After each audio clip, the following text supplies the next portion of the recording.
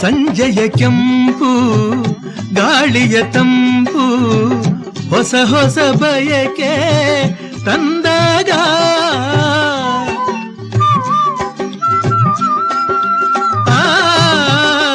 ತುಂಬದ ವಿರಹ ಬಂದರ ಸನಿಹ ಸಾರ್ಥಕ ನಮ್ಮ ಅನುರಾಗ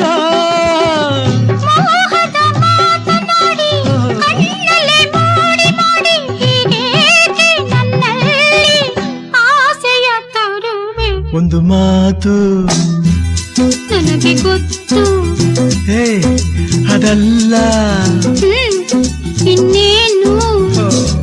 ಹತ್ತಿರ ಬಂದರೆ ಕಿವಿಯಲ್ಲಿ ಹೇಳುವೆ ದಿನವೂ ಹೀಗೆ